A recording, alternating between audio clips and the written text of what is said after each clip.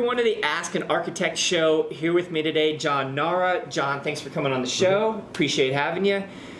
John is going to talk to us today a little bit more about entrepreneurship than maybe some of our other guests. So we're really going to dive into his background and his perspective on that topic.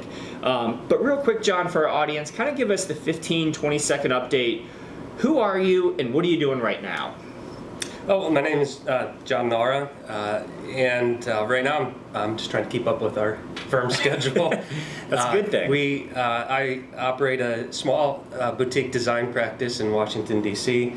We're 6 people strong, and I think we're doing a lot of great work in a lot of different cities, and we feel very fortunate to be in the position that we're in. Sure. So I want to go back to the origin story, but before I do, I want to get a better sense of where you guys have grown to where you are now. Mm-hmm. You said 6 people. When did you start the firm? How long has it been in operation? What's the kind of growth trajectory been? How long are we talking here? Yeah, the firm, we're just over 7 years. 7 years, okay. So we started in 2010. First year was mostly me. Okay. But within that first year, made our first hire. Okay. And then we pretty much doubled for the first 4 years, okay. Year over year. And when wasn't too quickly, but at a pace that I was comfortable with. Yeah. Something that you could handle. That's right. And then about 3 years ago, I felt like it was a perfect size for a single principal firm. Okay.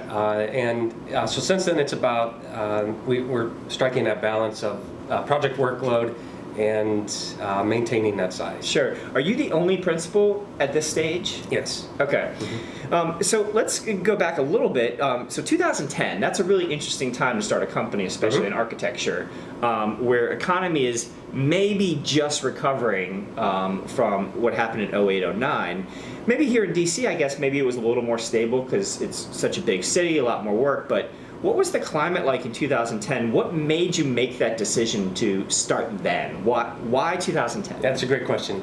I thought it was the right time to start a firm. Okay. I was fortunate to be employed during the recession at a really excellent large company. I'd seen some lessons learned being at that company, Sure. of how they handled the recession quite elegantly, I thought, okay. In difficult times.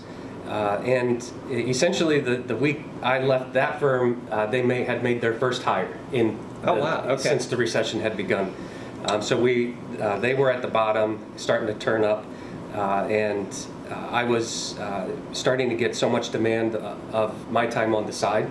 Huh. Interesting. So you had started to moonlight a little bit on the side. That's right, in non-competing work. Okay. And I had to make a choice between my professional commitments at that company or put what was going on the side on hold. Yeah, I mean, that sounds like the way a lot of people get started. Would you recommend that? Because the opposite of that is just saying cold turkey. Okay, I'm going to go out there with no clients, no nothing. It's just day 1 I'm at this firm, day 2 I'm now on my own. Mm-hmm. So walk me through that moonlighting process. I mean, it sounds like that was really effective. Did you just how did that start, and how did it start to grow?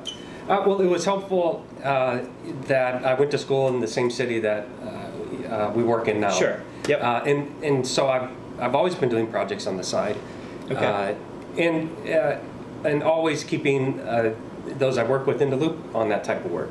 Never wanted to create a conflict of interest. So when I was at a large commercial firm, I was doing houses on the side or additions. Sure. Makes sense. So that it just kept coming, kept growing, and it just kept growing. Where that's right, and our practice has grown organically that way. So it's a referral type business. Yeah. You do a great job for somebody. Yep. And they have friends over, and they say, well, who do they? And then they refer you on. We've had people on the show that say the best marketing is just doing a good job for your existing clients. Mm-hmm. That means that they'll come back or they'll tell others. But have you ever explored other marketing options? Or I've looked on your website. You have a beautiful website. It's very elegant. what else do you do? Are you active on social media? Do you purchase ads? Do you go to conferences? Is there any other way besides word of mouth that you think you're out there trying to attract clients by? At the size that we're at now, we don't purchase ads. Sure. We're still relatively small business, and I feel every dollar. Yep. 100%. It's still very personal in that aspect. Some of the social media marketing that we do on Instagram, there are staff members who have taken it upon themselves to lead, which is great, and those are good opportunities for members of my staff to break out. Yep, to do a little something that they're comfortable with, but also helps the firm. Yep, some active marketing there. A lot of our leads come from repeat clients. A lot of our project work has come from a handful. I can trace a lot of it back to a handful of really important friends or individuals who have patronized our services, so to speak. Sure. So relationships. Relationships. Yeah, that makes sense. But now, so you're here, 2017. Economy's going pretty strong in the building industry. You're up to 6 people. You mentioned that you're kind of at the max for one principal.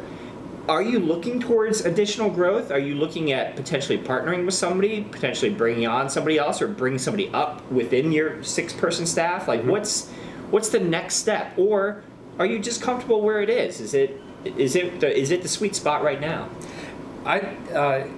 I think all the above are on the table. So this is an inflection point. Yeah, well, it is. We are in a good place right now, and there's something to be said of don't mess up a good thing. Sure. 100%. We can't predict what next year or 2 years is going to look like. Yeah. So I'm cautious about overextending ourselves because the economy has had a good run. Yeah. At the same time, you have to be optimistic. Yep. And always be open to opportunities. So yes, I'd be open to additional partners, and all would prefer that that the leaders come from within. Yep. And we have a great team, and that's certainly on the table as well. You know, that's such a conservative approach, and it makes sense given how you describe your previous firm as elegant in the way that they managed the recession. You just never know, and you're at a point right now where entrepreneurs in general think growth all the time. And for you to kind of press the pause button and think strategically, I think says a lot about how you're managing your firm. Now, I would say we're not stagnant. Sure. We're 6 people doing a lot of work, and when I say that we're in the sweet spot, right now we operate as a unit. It's a strong team. It's a very strong team. We are everyone's very humble. We can jump in on each other's projects, and it's just that size where I'm not getting in the way of everyone's work. But I can still keep my finger on the pulse of the projects. So therefore we can have a lot of active projects and be affecting a lot of work. Whereas if we were 10, 12, 15 people, I'd have a different set of problems that need to address on a day-to-day basis. That's very self-aware of you. I think you're 100% correct. And I think it sounds like you're able to maximize everybody's workload and maximize the team's quality at the same time. So you don't have people who are sitting on the sidelines, partially, engaged, but also you're able to do good work, and you've got enough people where you can put the time in and the effort in to make sure the work comes out right. That's right. To me, a lot of the purpose of growing would be to take on larger projects. So at 6 strong, we've got some horsepower. We could do some medium-sized projects, but we're not going to be doing whole block. We're not going to be doing large buildings with the team that size. We'd have to dedicate the entire firm to that effort and ignore all of our existing clients. Is that a personal goal? I mean, is that something you'd be interested in one day growing to? I'm not interested in scale for the sake of scale. It's what I'm interested in is variety in the types of projects that we do, separate from scale. That's such an architect thing to say, I feel like. But your work is very interesting. I can see why you're engaged in it. Tell me about the projects you guys are doing and the ones that are most interesting to you. Like, what's personally interesting to you on the drawing board right now? Well, we have a couple typologies that we're very busy on right now. They're using the architect word, typologies. Yeah. But right now, we are involved in many mixed-use developments where we are consulting with the design architects or the architects of records on the ground floor realm. Okay. So we get to work with a lot of very good other architects as part of their consultant team. Very cool. And that has a lot to do with placemaking, that ground floor plane, how we can improve that retail experience to improve the value of the whole building. Sometimes I joke that the architects on a large building, they have to focus on the top, everything above the top, because that's what the pro forma is based on. And sometimes the ground floor, all we get are the crooked columns and the interface between the residential building and the parking garage, and it's this compromised space that nobody's paying attention to. Mm-hmm. And so we're on several projects where that is our responsibility, and we're focused on that, and we can meet with the architects on a regular basis and tweak it. That's such an interesting niche that I don't think we've had anybody on this show really describe before, that you're the one bridging that gap between, the living spaces and the mixed use and the actual interaction. So do you ever worry that as you guys take more of those types of projects on, that you become a specialist or you become too specialized? I worry about that every day. Yeah? Well, not that this... That's just, for me personally, I like to do a lot of different things. Sure. And there is, since I left school, we all face pressure to specialize. Yeah, and it's true. And as a firm, you can get pigeonholed as well into a certain type of work. Yep. And it takes, and it's natural. You get good at something. And efficient, and your team knows how to do it, and you start doing a lot of it, and you know how to plan for that type of work. So we still make a big effort to go for different kinds of projects, but still build that side of the business. So we look at it as a line of business, basically. It's a specialty that we have. We want to have as many kinds of specialties as possible. That's a good strategic way to structure it, or to approach it. And it hedges us on a downturn. That's a great point. I mean, because you're somebody who started your business coming out of the downturn. So, like you said earlier on, like we've been 7 years now. I'm kind of on the upswing. Things are strong, but you never know when the next downturn might occur. So, kind of hedging your bets or diversifying your architectural portfolio seems like a super smart thing to do. Yeah, and who knows what kind of work we'll be doing in 2 years? Yep. We may get overbuilt in Washington with mixed use, and we may have to pivot into government type work, or we'll be doing more single family. Yep. Makes a ton of sense. Yep. Yeah, the more options you have, the more specialties that you're capable of executing on, the broader your potential scope of work. Now, there is a lot of technical knowledge that goes with each of those specializations, which is important for us to keep that institutional knowledge alive, and we have certain mechanisms within our office, or certain people within our office that kind of take care of that technical knowledge. But from a design standpoint, we look, design is design.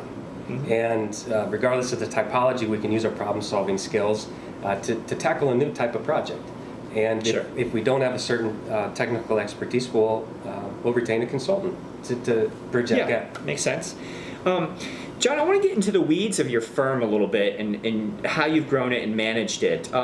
So we have folks who are really interested in starting their own firms. They're going to come out of school, maybe work for a few years, get their license, and then as soon as possible strike out on their own. Walk me through the growth and some of the specific decisions you made in terms of hiring. So it was just you. It was a one-man show for a little while. And then what specific position did you hire next? And then what'd you go to from there? And how did you get to those 6 people? What were the decisions along the way there? Sure. Well, I first want to I guess talk about how humble the beginnings were. Sure. I mean, it's good. I was working out of the extra bedroom in my townhouse. Yep. No rent other than your living rent. That's right. And that's a beautiful thing about this business is it's a relatively low barrier to entry in regards to upfront costs. We actually grew the firm up to 5 people in my house, and my now wife said that's enough. Yeah. We needed some separation, and a Yep. few years ago we got some office space. But I took it as a real compliment that 5 people were willing to come to my house. Yeah. To work. That's a personal achievement. They commuted to within DC to our office for some time.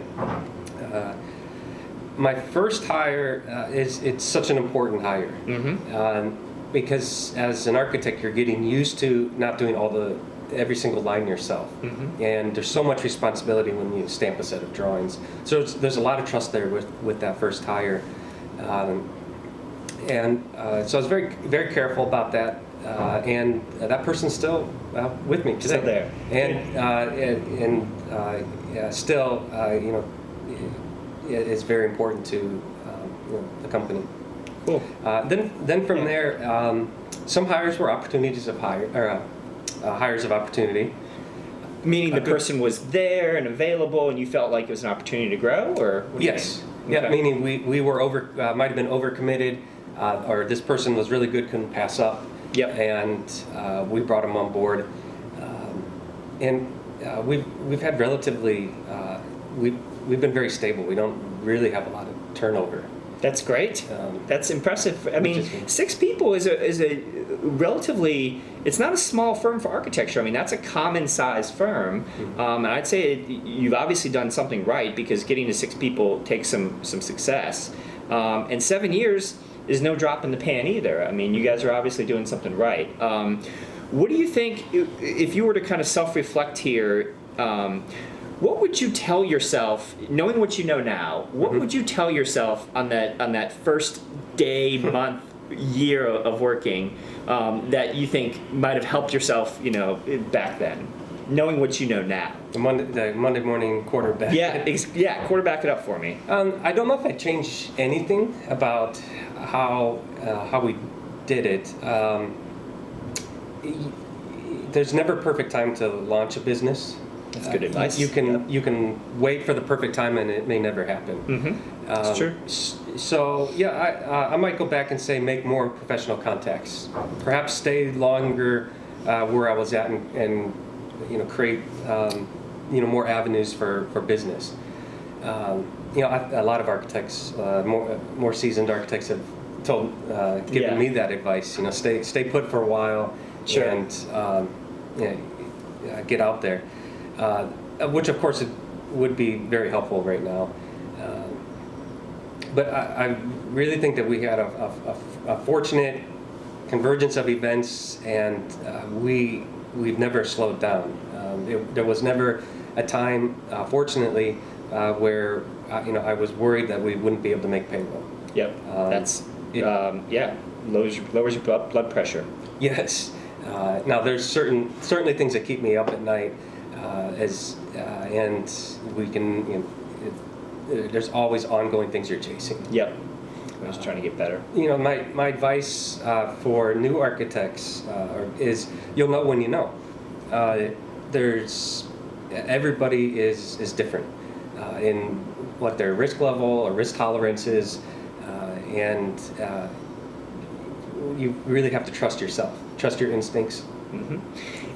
That's good to hear. I mean, it sounds like there must be some nostalgia there looking back. I imagine that you see a lot of the different inflection points as serendipitous and that you wouldn't want to change them. I mean, so that must be a really comforting thing to be at the point you're at now and to have that sense. Well, I'm never comfortable, which I'm sure you've heard before. Yep. Things can change so quickly, which the downturn demonstrated to us.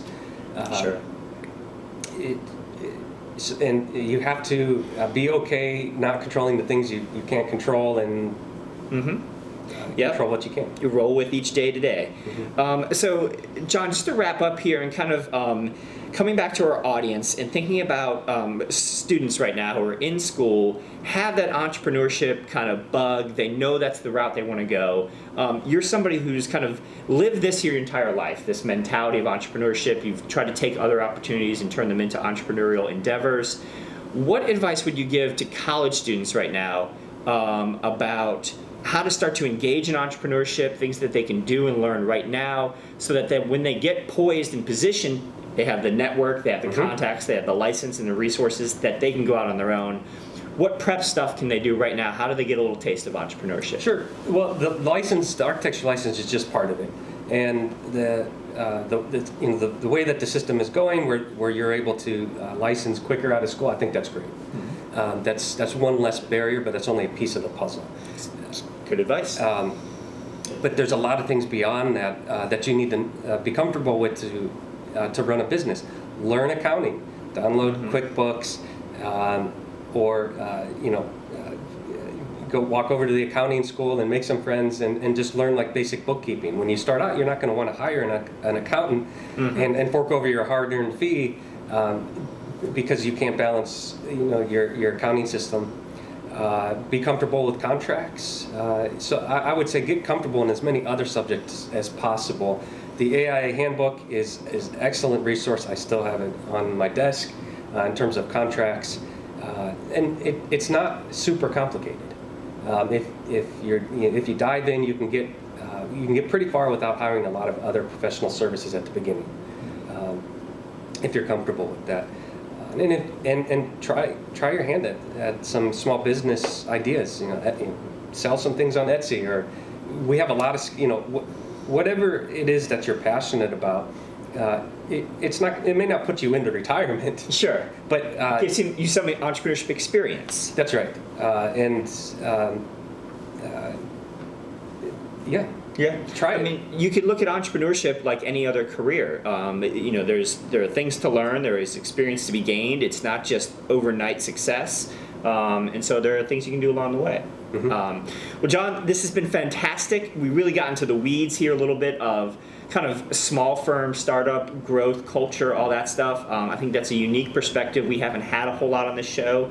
And so I appreciate your time. Thanks for coming by. And we'll see you next time on Thanks for having me. the Ask an Architect show. Thanks, John. Thank you.